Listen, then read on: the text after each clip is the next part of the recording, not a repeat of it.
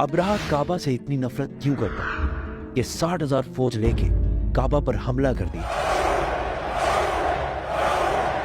क्योंकि काबा पूरे अरब के लिए सबसे मुकद्दस जगह बन चुकी है। पूरे अरब से लोग मक्का इबादत के लिए आते थे, जिससे चंद लोग बहुत पैसा कमा रहे थे। अब्राहा को इस बात से बहुत गुस्सा आता था कि ये गरीब मक्का वाले, ना इनका कोई बादशाह है ना कोई गवर्नमेंट है, ये क्यों पूरे अरब का सेंटर बन चुके हैं। तो उसने हमले से पहले अपनी सल्तनत यमन के कैपिटल सना में एक बहुत बड़ा चर्च बनाया ताकि लोग काबा को छोड़कर उसके पास आए।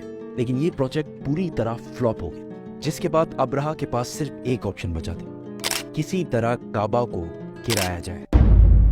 अब्राहा किसी बादशाह के घर में पैदा नहीं हुआ था, बल्कि ये रोमन एम्पायर के एक छोटे से शहर के एक छोटे से बिजनेसमैन का गुलाम था।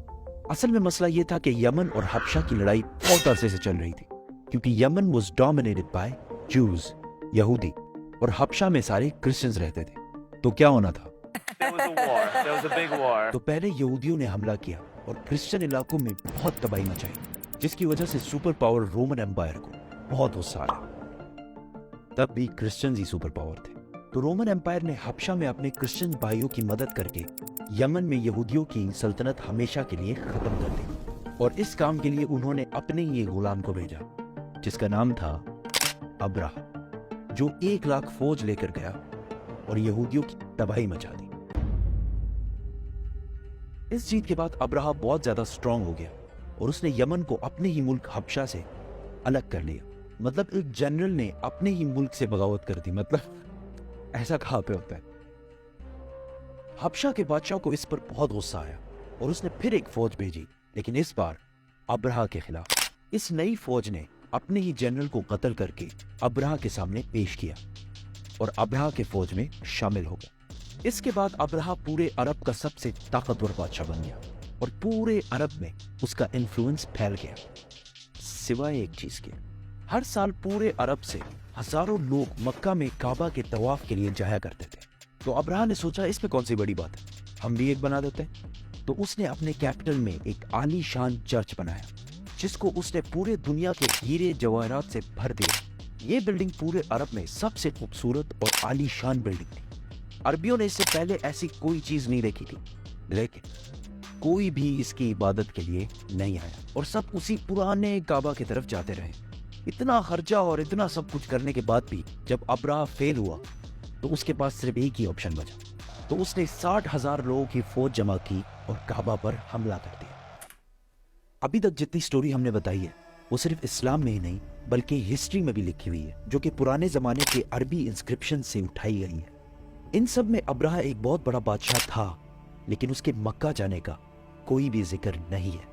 लेकिन रीसेंट फाइंडिंग्स में कुछ ऐसी यहूदी इंस्क्रिप्शंस मिली हैं जिसमें क्लियरली लिखा हुआ है कि अब्राहा ने एक जगह पर हमला किया था जिसमें उसे बुरी तरह शिकस्त हुई थी। तो अब बड़े बड़े हिस्टोरियंस भी इसको मक्का पर इसी हमले को करार दे रहे हैं, जिसमें अब्राहा अपने साथ कुछ हाथियों को भी लेकर गया था। अरबियों को पता था कि वो इनका मुकाबला नहीं कर सकते।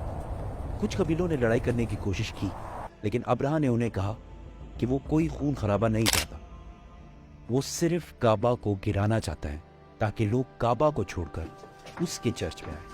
आसपास सब लूटने के बाद जब वो मक्का पहुंचा तो उसने उनके चीफ को बुलाया। तो अब्दुल मुतलिब ने आकर कहा कि आपने मेरे कुछ ऊंट कब्जा किए हैं, वो मुझे वापस कर दें।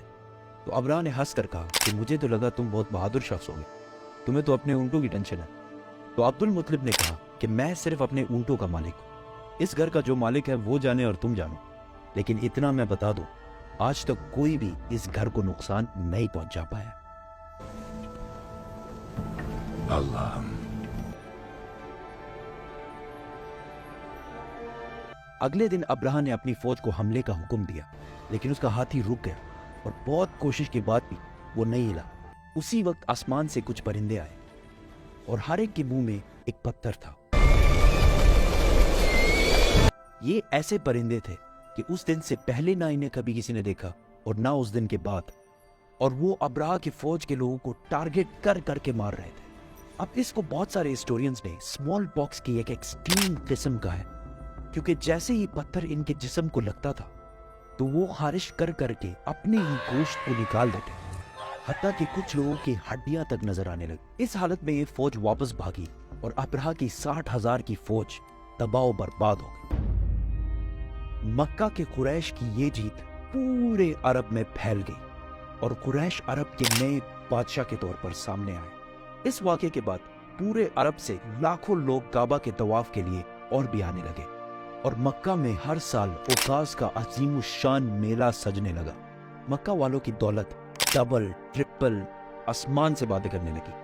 لیکن اسی سال اچانک ایک دن ایران کے سب سے بڑے ٹیمپل میں جو آگ سالوں سے جل رہی تھی بجھ گئی، اور اسی دن مکہ میں ایک یتیم بچہ پیدا ہوا جس کا نام تھا محمد۔